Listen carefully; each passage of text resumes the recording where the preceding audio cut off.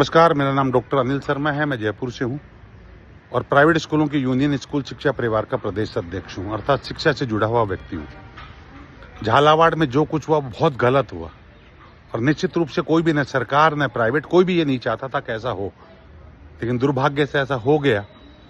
अखबार में खबर पढ़ने को मिली 2246 ऐसे जर्जर भवन और हैं जहाँ पर भी आज से हो सकते हैं, और हो सकता है आंकड़ों में इससे अधिक जाएं तो 8-10 हजार भी ऐसा हो सकता है। क्योंकि बिल्डिंग बनती है, बिल्डिंग बनने के दौरान उसका रखरखाव नहीं होने से खराब हो जाती है। और ये कड़वा सच भी है कि हमारे सरकारी सिस्टम में भ्रष्टाचार बहुत ज़्यादा है, तो बिल्डिंग अच्छी नहीं बने तो जो बिल्डिंग 100 साल चले, 50-60 साल चले, वो हो सकता है 30 साल 20 साल में भी खराब हो जाए, जैसा कि इस भवन के मामले में हो रहा है। पर ये सब जांच का और बाद का विषय हो सकता है। बहुत से लोग, जो विपक्षी लोग हैं, वो राजनीति कर रहे हैं, शिक्षा मंत्री को उल्हाना दे रहे थे। मैं उनसे कहना चाहूंगा, इस 2 साल में शिक्षा मंत्री ने कमजोर कर दी क्या? मदन जी दिलावर ने कमजोर कर दिया, उन्हीं के कार्यकाल में हुआ है। भवन तो जर्जर हर साल होते हैं, ये तो पुराने शासन में भी थे, उससे पुराने शासन में थे। शासन किसी दल का हो, मैं किसी पार्टी को डिफेंड या किसी का साथ नहीं दे रहा, ये प्रक्रिया है जहां होते रहते हैं। उसमें अकेला मंत्री क्या कर दे, वो बैठे सब जगह। अच्छा, वो सबका बिल पास भी कर देता तो बनने में साल से 2 साल 3 साल लगेंगे। ये सिस्टम है, टेंडर है, प्रक्रिया, एक सिस्टम ही ऐसा, गंदा कह दो, अच्छा कह दो, बुरा कह दो, बना हुआ है। तो मदन जी दिलावर तो एक साफ दिल का इंसान है, उस आदमी के प्रति बोलना ही नफरत है। बहुत अच्छा इंसान है वो सरकारी प्राइवेट भी नहीं करता। अगर मैं व्यक्तिगत रूप से, मैं बहुत अच्छी तरह उनको जानता हूं और एज ए शिक्षा मंत्री जानता हूं, मेरा पहले से कोई रिश्ता नहीं है। जितना वो बैठकर इन बच्चों के लिए काम करना चाहते हैं, शायद ही किसी शिक्षा मंत्री ने इतना दिमाग लगाया हो।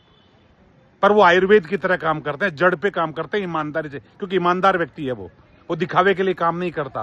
वो शिक्षा में जब सेक्रेटरी साहब को लेकर, इसी तरह हमारे एजुकेशन सेक्रेटरी कुणाल सर है, उनके साथ बैठ के जब कभी मुझे बुला लेते हैं प्राइवेट वाले को और कहते हैं हम ऐसे हमारे स्कूलों को अच्छा कैसे कर सकते हैं बताइए, ये सौभाग्य की बात है राजस्थान की। पर घटनाएं घटती है, अलग बात है। अब मैं जो चीज कहना चाह रहा हूं सभी अभिभावकों से भी और सरकार से भी, मंत्री जी और सेक्रेटरी साहब, मैं आपसे निवेदन कर रहा हूं, ये 2246 स्कूल जहां जर्जर हैं, वहां पर ये तो तत्काल बात है कि आप सारा सिस्टम भी ठीक कर दोगे तो भी बनने में साल से 2 साल लगेंगे, बिल्डिंग बनेगी। अगर जल्दबाजी मनाई तो बिल्डिंग वैसे ही गलत हो जाएगी। ऐसी कंडीशंस में हमारे वहां जो प्राइवेट स्कूल्स है, हम आपके बच्चों को पढ़ाने को तैयार हैं। ये सच है कि हमारे भी पढ़ाने में खर्चा लगता है, तो मैं कोई ज्यादा पैसे भी नहीं मांगूंगा। राइट टू एजुकेशन के तहत जो पैसा आप देते हैं वो पैसा दे देना, और आपको लगे उसमें भी 1-2 बच्चों का कम करना है तो कर लीजिएगा। मैं पेरेंट्स से भी कहूंगा, जहां जर्जर भवन है और आपके बच्चे नहीं पढ़ पा रहे, तो पड़ोस से किसी प्राइवेट स्कूल में चल जाइएगा, मेरा वीडियो दिखा दीजिएगा, वो रीजनेबल फीस पे आपके बच्चों को भर्ती कर लेंगे। और यदि कहीं लगा कोई पेरेंट्स दे ही नहीं पाते हैं तो उसके बच्चों की आप हमें मैसेज कराइएगा, हम उसकी मदद भी करेंगे। परमात्मा सबको देते हैं। इस दुख की घड़ी में राजनीति करने के बजाय प्रत्येक व्यक्ति ऐसे समाधान की तरफ सोचे। मैं पूरे राज्य के स्कूलों से कहना चाहूंगा, ऐसा बच्चा आए तो आप उनकी एडमिशन फीस वगैरह नहीं लें, ऐसे बच्चों का एडमिशन करें, उनके पेरेंट्स को धैर्य बिठाए। ये सरकारी और प्राइवेट करने का समय नहीं है। ये इस वक्त एकजुटता दिखाते हुए हमारे बच्चों को, राष्ट्र निर्माताओं को, ये बच्चे इस राष्ट्र के निर्माता हैं, राष्ट्र की संपत्ति है, इनको कैसे हम बेटर शिक्षा दे सके, इस पे काम करें। जय हिंद, जय भारत।